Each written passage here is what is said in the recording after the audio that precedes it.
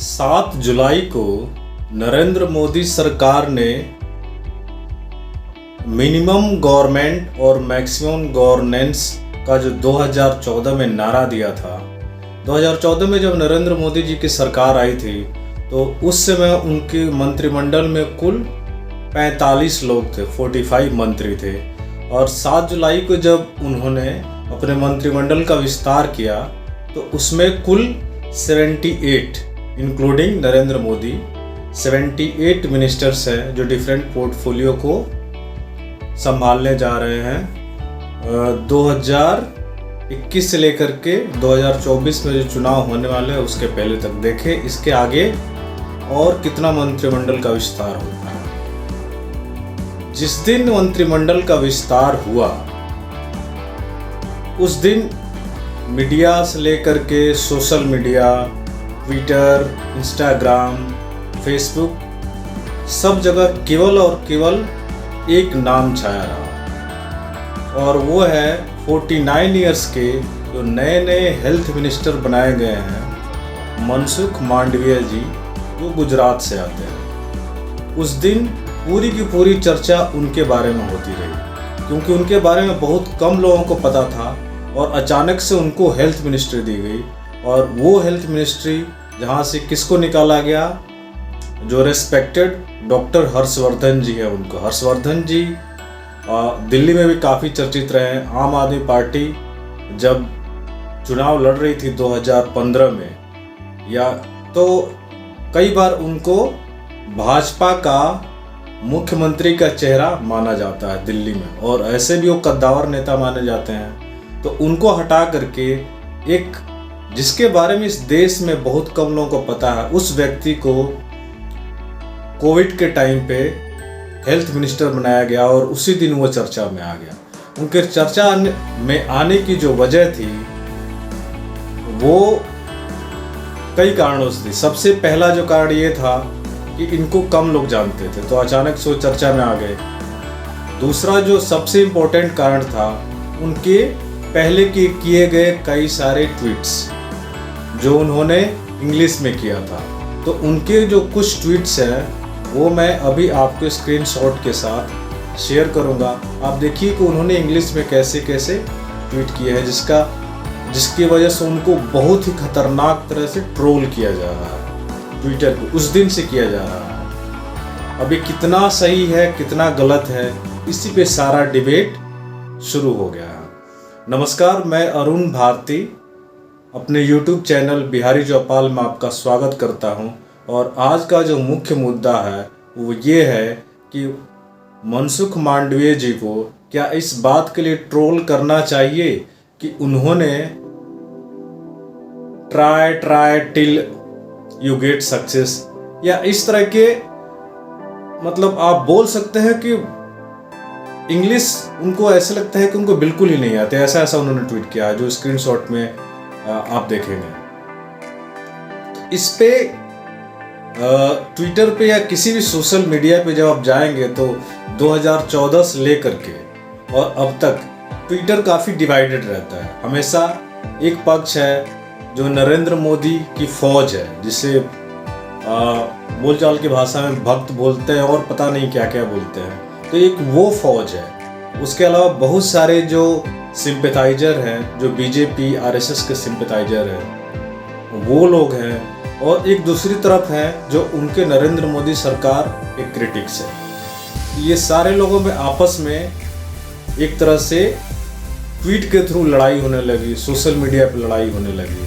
किसी ने अनएजुकेटेड, गवार, बकलोल, पता नहीं क्या क्या कर दिया मनसुख मांडविया जी को। वहीं दूसरी तरफ लोग ये बोल रहे थे कि जो इनका मजाक उड़ा रहे हैं वो लोग ग्राउंड रियलिटी नहीं जानते हैं और वो इलिटिस्ट लोग हैं, यानी कि जो इंग्लिश अच्छे से नहीं बोल पाते हैं और उनका जो लोग मजाक उड़ाते हैं तो उनको ये माना जाता है कि जो लोग इनका मजाक उड़ा रहे हैं वो इलिटिस्ट है और वो अंग्रेजों के गुलाम हैं। तो मुख्य मुद्दा ये है। अब मेरा जो सीधा सा सवाल है वो आपसे है, तो ये है मनसुख मांडविया जी, इनके पक्ष में और विपक्ष में बहुत सारे लोग हैं और संघ और बीजेपी की सबसे बड़ी जो ताकत है वो ये है कि तुरंत कई सारे एडिटोरियल लिखे जाने लगे। एडिटोरियल मैंने द प्रिंट पढ़ा है और इंडियन एक्सप्रेस पढ़ा, आउटलुक ने लिखा, एक बहुत ही रिस्पेक्टेड जर्नलिस्ट है तौलीन सिंह, उन्होंने एक लंबा चौड़ा आर्टिकल लिख दिया। जब उस पूरे आर्टिकल को आप पढ़ेंगे तो आपको उसमें ढंग की बात कम मिलेगी, लेकिन तब भी वो लंबा चौड़ा आर्टिकल है और ऐसा लगता है कि वो महिमा मंडन कर रही है मनसुख मांडवीय का और नरेंद्र मोदी सरकार का। मुद्दा ये है कि एक व्यक्ति जो हेल्थ मिनिस्टर बना इस देश का, जहां अनुमानित 140 करोड़ के आसपास लोग हैं, 140 करोड़ लोगों के देश में एक ऐसा स्वास्थ्य मंत्री बनता है जिसको ठीक से इंग्लिश लिखना नहीं आता है।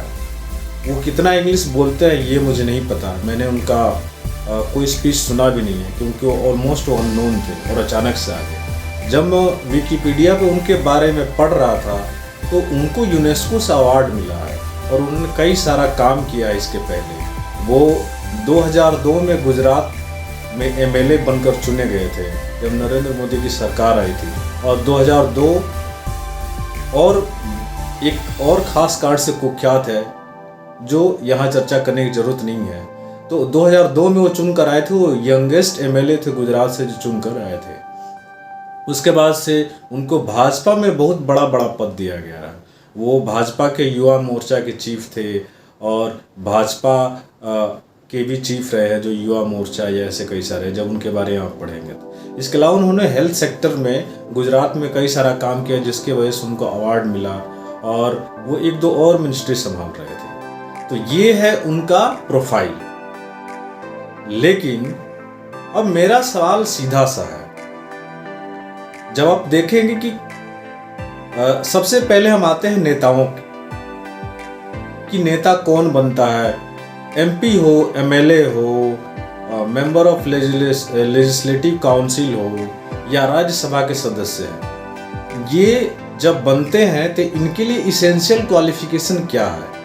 मेरे ख्याल से एक एमएलए का जब आप कोई भी संसदीय चुनाव लड़ेगा उसका जो क्वालिफिकेशन है उसमें 2-4 बातें हैं। एक तो उसकी उम्र 25 साल से ऊपर होनी चाहिए, दूसरा है कि वो इस देश का नागरिक होना चाहिए। ये कुछ बेसिक चीज़ें हैं, इसमें कहीं भी आपको ये नहीं मिलेगा कि उसको इतना पढ़ा लिखा होना चाहिए, उसका ये एक्सपीरियंस होना चाहिए। तो ये है कि मैंने ट्वीट भी किया था कि जो इंडिया के पॉलिटिशियन है, मुझे नहीं पता कि और देश के जो पॉलिटिशियन हैं वो जब उनको चुना जाता है तो उसका क्राइटेरिया क्या होता है। इंडिया के बारे में ये है कि कोई भी इस देश का नागरिक जो उस एज को क्वालिफाई करता है वो चुनाव लड़ता है, वहाँ से वो एमएलए, एमपी सब कुछ बन सकता है, यहाँ तक कि वो मुख्यमंत्री बन सकता है और वो इस देश का प्रधानमंत्री बन सकता है। उसके लिए कोई मिनिमम क्वालिफिकेशन नहीं है। लेकिन यदि उसी व्यक्ति को आप बोलिए कि तुम जाओ और किसी भी group D, group C, group A, group B कोई भी जो जॉब है उसके लिए अप्लाई करो, तो उसमें आपको इसेंशियल क्वालिफिकेशन लिखा रहेगा कि इतना पढ़ा लिखा होना चाहिए, इसकी ये डिग्री होना चाहिए, वो इसमें प्रोफिशिएंट होना चाहिए, इस तरह की सारी बातें होती है। अब इमेजिन मैं करता हूँ, ये मेरा पक्ष है कि जैसे कि मान ली कि मैं पढ़ा लिखा बहुत कम हूँ, मेरी कोई जो सर्टेन क्वालिफिकेशन है वो नहीं है और मैं अचानक से चुनाव लड़ता हूँ, लोगों का सपोर्ट पाता हूँ और मैं चुनाव जीत करके मंत्री हो जाता हूँ और फिर मुझे कोई मंत्रालय दे दिया जाता है। जैसे वो मंत्रालय को मैं संभालने जाता हूँ तो मेरे अंडर उस मंत्रालय के जो ब्यूरोक्रेट्स हैं, जो आईएएस है, आईपीएस है, जो भी मुझे रिपोर्ट करते हैं वो सारे आते हैं। तो आप देखिए कि एक आईएएस बनने के लिए कैंडिडेट को कितनी मेहनत, कितनी पढ़ाई, कितनी जानकारी लेनी पड़ती है। वो पहले प्री क्वालिफाई करता है, फिर मेंस क्वालिफाई करता है रिटन, उसके बाद से उसकी इंटरव्यू होती है, तब जाकर वो सिलेक्ट होता है। और उसका बॉस कौन बनता है? एक ऐसा बंदा जो चुन करके आता है और उसका इसेंशियल क्वालिफिकेशन की कोई गारंटी नहीं है। तो एक ये बात है। दूसरा है कि यदि मैं किसी कंपनी का बॉस हूँ, मान ली कि ये कंपनी मेरी है और मैं चाहता हूँ कि मेरी कंपनी में कोई एम्प्लॉई आए, तो मैं उसके लिए कई सारे क्राइटेरिया रखता हूँ। वो सबको क्वालिफाई करने के बाद से मुझे यदि 5 लोग चाहिए तो मैं 20 लोगों को शॉर्ट लिस्ट करूँगा, उस 20 लोगों का फिर इंटरव्यू लूँगा, उसमें से वो 5 सेलेक्ट होते हैं। और सबसे इंटरेस्टिंग बात यह है कि यदि मेरे ऑफिस को ज्वाइन करते हैं तो हम बात भले हिंदी में करें, यदि साउथ के हैं तो हम बात तेलुगु कन्नड़ किसी में भी कर सकते हैं, लेकिन जब इंटरव्यू लेते हैं तो इंटरव्यू का जो मोस्ट प्रोसेस होता है वो है कि इंटरव्यू में उनसे इंग्लिश में बात किया जाता है, इंग्लिश में ही पूछा जाता है। इस प्रेशर को मैंने देखा है लोगों में, या मैं भी खुद झेल करके आया हूँ, ये बोल सकता हूँ। अब मेरा सीधा सवाल है, ये तो रही मनसुख मांडविया जी की बात। इसके अलावा यदि आपको याद होगा तो लालू प्रसाद यादव, सबसे ज़्यादा यदि इस देश में किसी नेता का मजाक उड़ाया जाता है तो वो लालू प्रसाद यादव जी है। वो जब रेल मिनिस्टर बने थे तो उन्होंने रेलवे का कायाकल्प कर दिया था। इसके लिए वो कहाँ का यूएस यूनिवर्सिटी में लेक्चर देने गए थे, लेकिन उनको जो मीडिया है या सोशल मीडिया पे जो लोग हैं आज भी उनको बहुत प्रॉपर रिस्पेक्ट नहीं देते हैं। वो उनको वैसे ही बात करते हैं, कोई ललुआ बोलता है, कोई क्या बोलता है। अच्छा, वहाँ कोई उनके डिफेंस में बहुत कम लोग आते हैं। यही जो सो कॉल्ड जो इलिटिस्ट जिनको बता रहे हैं कि ये इलिटिस्ट है और इसकी रिस्पेक्ट करना चाहिए, ये सारे ही लोग उनके डिफेंस में कभी नहीं आते। और ये ट्विटर पे और सोशल मीडिया पे मैं देखता हूँ। पिछले साल की बात है कि रेणु देवी बिहार में उप मुख्यमंत्री जब बनी थी और शपथ ले रही थी तो उन्होंने शपथ के दौरान ये बोल दिया था 20,020, और उस पे उनका इतना मजाक उड़ा था कि आप पूछो मत। तेज प्रताप यादव हेल्थ मिनिस्टर बने थे तो उनको अनपढ़ गवार पता नहीं क्या क्या कह दिया गया।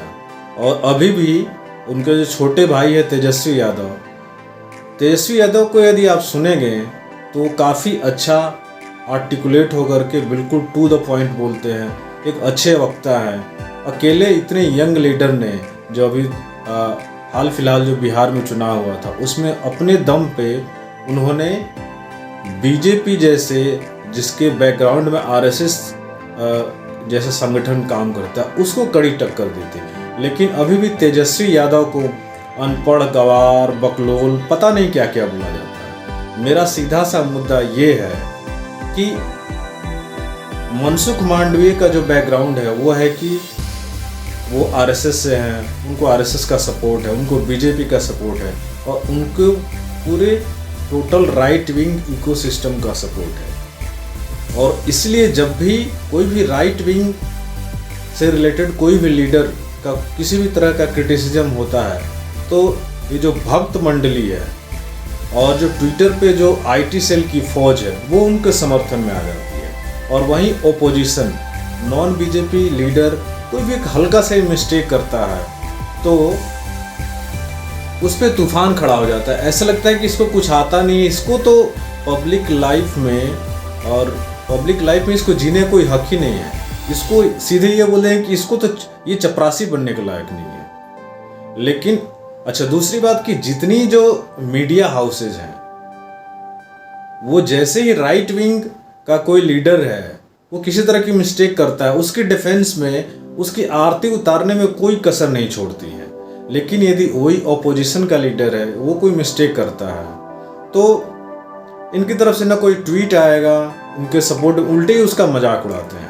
अब आते हैं कि राहुल गांधी ने एक बहुत जेन्युइन ट्वीट किया था जिसमें कहीं भी कोई मिस्टेक नहीं थी, लेकिन मैंने देखा था कि जितने राइट विंग सपोर्टर हैं, बीजेपी सपोर्टर हैं, उन्होंने राहुल गांधी का मजाक उड़ाना शुरू कर दिया। भाई ये क्या बात हुई? उन्होंने तो करेक्ट ट्वीट किया था, तुम्हें नहीं आता है और तुम्हें खुद इंग्लिश आती नहीं है, तुम्हें करेक्ट इंग्लिश नहीं आती है, और जो बंदा करेक्ट इंग्लिश लिखता है उसको आप ट्रोल कर रहे हो। लेकिन वही एक तुम्हारे साइड का कोई मंत्री बन जाता है तो तुम चाहते हो कि सब लोग उनके चरण छुए, उनकी आरती उतारे। ऐसे तो होगा नहीं। तो 2-4 बातें हैं। पहला ये कि क्या मनसुख मांडविया के ऊपर जो अटैक हो रहा है वो सही है या गलत है, लैंग्वेज को लेकर कि वो इंग्लिश प्रॉपर लिख पाते हैं या नहीं। दूसरा कि क्या ये सही है कि नेताओं के लिए कोई क्वालिफिकेशन नहीं होती है? एक बंदा 60 साल का जैसे ही होता है, कानून बना हुआ है कि उसको रिटायर होना है, लेकिन आप मरते दम तक आप प्रधानमंत्री बन सकते हैं, मुख्यमंत्री बन सकते हैं। लोगों को रिटायर इसलिए किया जाता है ताकि उनकी कार्य क्षमता, ऐसे लगता है कि 60 साल में उनकी कार्य क्षमता पूरी हो गई है और अब उनको रिटायर हो जाना चाहिए, आराम करना चाहिए। तो भाई ये नेता लोग जो हैं 80 साल 90 साल में ख्वाब देखते हैं कि मैं प्रधानमंत्री बन जाऊं, मुख्यमंत्री बन जाऊं, गवर्नर बन जाऊं। ये कैसे काम करते हैं? इनकी क्या काबिलियत है? क्या वो अलग से कोई चूर्ण खाते हैं या अलग से कोई ताकत का सिरप पीते हैं कि ये 100 साल तक मुख्यमंत्री बन सकते हैं, 90 साल में ये प्रधानमंत्री बन सकते हैं, लेकिन ये कोई गवर्नमेंट एम्प्लॉई है, वो 60 साल में उसको रिटायर कर दो। तीसरी बात कि कोई क्वालिफिकेशन तो है नहीं, और इवन ये भी है कि कोई भी उठ करके मुख्यमंत्री बन सकता है, प्रधानमंत्री बन सकता है 6 महीने के लिए। मुझे लगता है ऐसा भी प्रावधान है। तो इस पे आप सबका क्या कहना है कि ये सही है, गलत है? इसके लिए क्या प्रावधान होना चाहिए? कुछ तो मिनिमम क्राइटेरिया होना चाहिए। आपको याद होगा बिहार में राबड़ी देवी मुख्यमंत्री बनी थी, उमा भारती 6ठी क्लास तक पढ़ी है, वो मध्य प्रदेश की मुख्यमंत्री बनी है। ऐसे आपको सैकड़ों एग्जाम्पल मिल जाएंगे। तो कुछ तो मिनिमम क्राइटेरिया होना चाहिए। आपको इस विषय पर क्या कहना है आप कमेंट में बताइए, या लोगों के बीच डिबेट करिए। मुझे बताइए कि क्या ये सही है या गलत है, और मैं आपके कमेंट का इंतज़ार करूँगा। तब तक के लिए बहुत बहुत धन्यवाद।